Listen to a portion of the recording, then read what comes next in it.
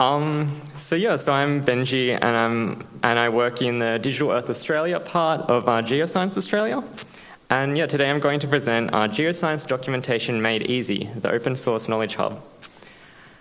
So first I'd like to just do a quick acknowledgement of country, even though it's already been said. So I'd like to acknowledge that we gather here today on the land of the Mubinana people, and that they are the traditional owners and custodians of the land. So for some context, so last year we did some thinking. So we did some thinking about how we present our documentation to the public, and we identified that we have several different kinds, several different formats of documentation. We have documentation in multiple places, and our way of publishing documentation was too time-consuming in some ways. So these are common sentiments that many technical organizations hold, and some of these may resonate with you. So our solution, well, one of our solutions was to create the DEA Knowledge Hub, which you might have used if you've ever looked up DEA's products, so Digital Earth Australia's products online. So this solution was to amalgamate some of our multiple documentation repositories into a single website called the DEA Knowledge Hub. And that website was designed to be versatile enough to handle all these different formats of content. So it brings together product pages, which are templated content, user guides, which are standard article-style pieces of content, DEA notebooks, which are Jupyter Notebooks, and even more than that. And it uses open source technologies such as Sphinx, which is the documentation generator that is the foundation of it. There's the PyData theme for Sphinx, and Jupyter and Git, of course. So now let's see a demo. So I'll open up the web browser. I'll open up the web browser so you can see a demo. So I'll just get out of this. Okay, so here's the DEA Knowledge Hub. So here's the home page where you can see the various sections of the site. And each section of the site contains a different... okay. I wonder how we can fix that. So, I have to get out of present mode. I think that's why. So I'll stop. I'll get out of that.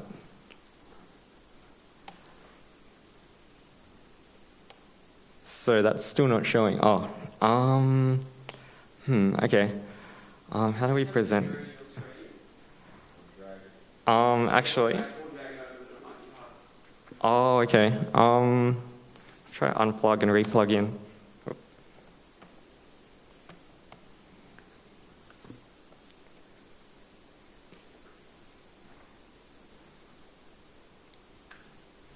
Okay. So. If you go to the display settings. Yeah. I blame PowerPoint. Display settings. Yeah. Yeah. System. Yeah. I don't use Windows. Scroll down. They keep moving everything. Yeah, here we go. Okay. Instead of just duplicate. Yeah. Oh, cool. Okay. Yeah, I'm not a Windows person either, Yeah. but there we go. Okay, thank you. Okay, yeah, that was great. That was a good save. Okay. So this is the Knowledge Hub. So this is the homepage. We can see that the site is made up of various sections, and each contains a different form of documentation. So some of these sections used to actually be their own website until we merged them in. So you can click around here in your own time, but first I'll show you the data products section. So this section contains the pages for each of the data products that Digital Earth Australia produces. And they use a templated format. So I'll show you DEA intertitle is a good example. So they use a templated format in which standardized fields of data are displayed in a nice styled way. So there's this header here, and then there are multiple tabs of content. And this is all quite standardized because it's using a template. So all of this was achieved using just files of text. So this website doesn't have a database behind it. It's all just text in different formats. So I'll show you this section, which is user guides, which is the kind of standard like article pieces of content. And all of this can be written in a Markdown format, which you might be familiar with. So that's a format where it's a code format. So it supports headings, images, and other content elements. And you can all write this. You can write all of this using code. And it also supports restructured text if your organization is more familiar with using that. So there's also DEA notebooks. So DEA notebooks is where we publish our Jupyter notebooks. And this is a really cool section of the site because our scientists produce these notebooks. And I'll show you a good example. So the Geomedian one.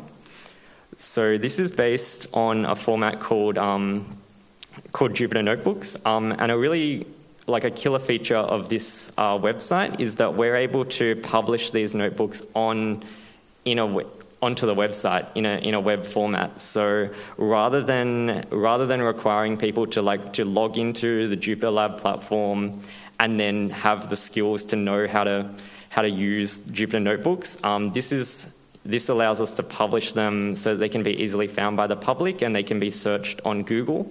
And it allows people to easily read them, even if they're not really interested in performing the analysis themselves. They can see that all of the output of the code is rendered right on the web page. So that's a really cool feature.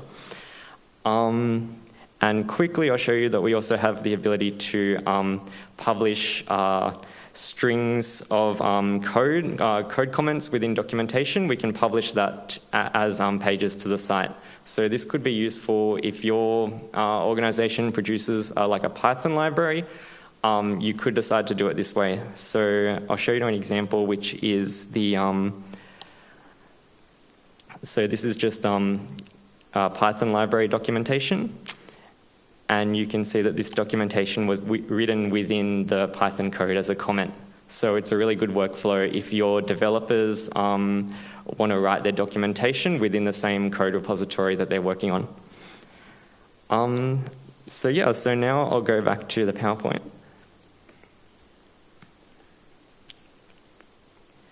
Now I'll go into some of the theory that kind of underlies the Knowledge Hub and why we made the choices that we did when we designed it.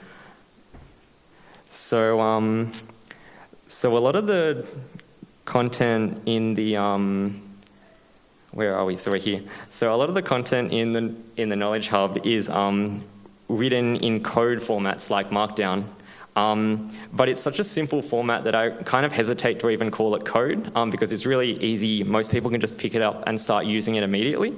So that's what you see here on the left-hand side. So it's really quite simple. And it's a simple way to write content with headings in it and blocks of code, and you can even render LaTeX math equations in there. And we store these as plain text files in a Git repository. So we have a workflow for editing and publishing content in the Knowledge Hub that sort of resembles a software development workflow. So you may be familiar with workflows like this. I guess a great aspect of this kind of workflow is that not all stakeholders will have Git installed or a code editor on their machine, so they might not really be comfortable with doing the really technical kind of code editing aspect, but there's a fallback, which is that they can do everything on GitHub if they want to. So I can quickly open up the web browser and show that, but actually I'm a bit conscious of time, so I might just do that at the end. But basically, it's possible to use GitHub to edit code and then commit it to the Git repository. So even if you have stakeholders who want to contribute content to this repository, but they don't have Git installed, they're not familiar with VS Code, they can still do everything just pointing and clicking on the GitHub website. So the workflow is basically editing content, committing to Git, using GitHub if you need to, creating a pull request.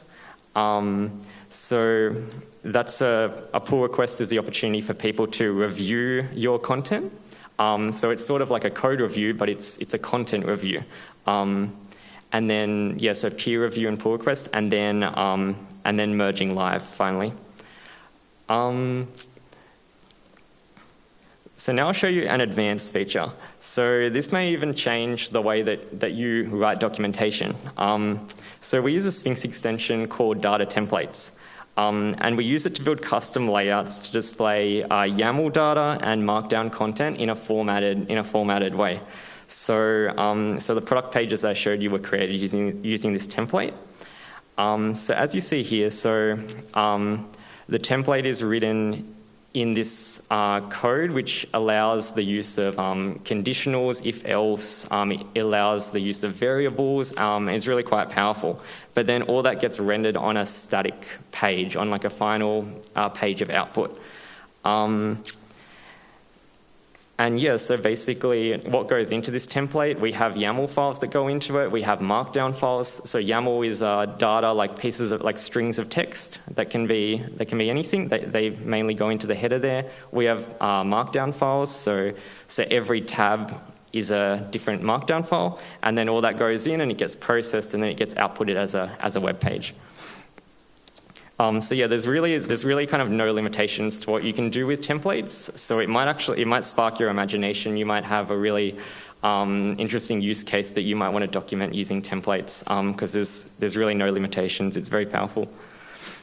So another advanced feature is Jupyter Notebooks rendering, which is what I was talking about before. That's how we publish our DEA notebooks to the website.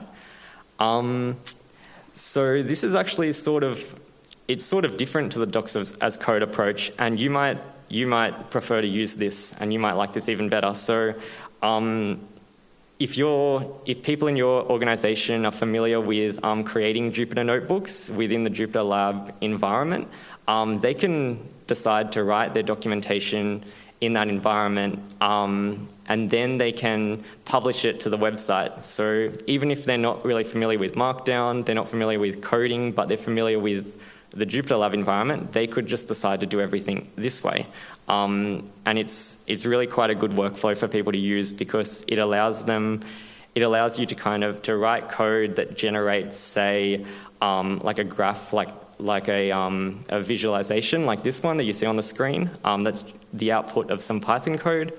So it allows you to create multimedia documents that include like charts, little kind of time series videos and other things like that, and tables of data. So we use a Sphinx extension called NB Sphinx to do this. Yep. So you could decide to just do everything with this if you wanted to. So it's another thing that's really quite powerful. So I could talk more about this afterwards as well. And finally, so we encourage you to fork our code. So if you liked what you saw today, we encourage you to fork our code base, and it's possible to use this as the basis for your own documentation website if you want to. So we've already set up everything. We've already set up all the functionality, and we've already styled the website, made it kind of look nice. So if you wanted to, you could sort of swap out our content with your own content and maybe add your own like little kind of your own brand colors into it. So that you can make it your own. So the whole code base is open source, and it's built using open source tools. And also my email is on the next slide. So if you need any guidance with documentation, or if you want to use our code base, then feel free to reach out to me. So thanks everyone. A special thanks to everyone at Geoscience Australia who has contributed all their knowledge into this Knowledge Hub, because it really is like a collaborative project. And finally, the obligatory come work with us. So I'll just leave that slide up. I'm not sure how we're going for time, but yeah. Yeah, we've got time for questions. So thank you, Benji.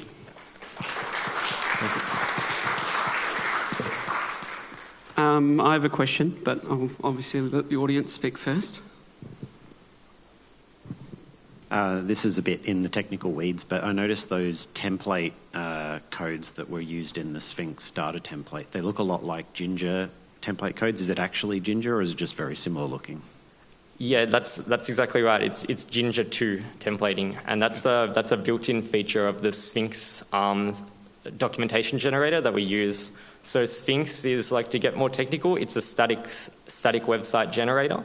So what it does, it's a way of making a website that doesn't involve using a database, which you already know. It's like it gets input data, it processes it using templates, using like simple code that you write, like Ginger 2 templating code, and then it outputs a final website. But yeah, it doesn't have to be, even if you're not familiar with templating, even if you're not familiar with code, it's actually really easy to use. So yeah. Thank you. Would anyone else like to ask a question? Oh, sorry, my field of view is not wide enough. Yeah, that was really great, Angie. And I'm wondering, is this something that you're hoping like other countries or other agencies like eventually take up? Just, internally at NASA, we've done these types of things, but even distributed amongst just NASA, like everyone has kind of spun up their own hub, which is trying to connect documentation with the data. So it's encouraging to see if something is kind of becoming standardized or maybe something that's out of the box, but do you have any intentions or collaborations with other agencies? I would hope it goes further and other people can use it because, so we've got, there's a separate organisation, or sort of separate, Digital Earth Africa, which uses Sphinx as well, but it doesn't use this kind of DEA knowledge hub that we've used because that was built earlier. But then within Geoscience Australia, another area of geoscience is thinking of using the knowledge hub as a starter kit for making their own knowledge hub. So there's a lot of potential, I think. It's sort of like there's too many options to use with documentation. You can use them like a number of options, but yeah, as long as you can get started quickly, it's easy, it has all the functionality that satisfy your requirements, then yeah. Cool, thank you. I was just going to ask a quick question, kind of following on from that. Do you have any like meta documentation about your, documentation static site generator? Yeah, that's funny. I think we got to the point someone pointed out that we were making documentation for a documentation site at one point. I love it. But yeah, it is useful though in documentation. So it does get meta, but yeah.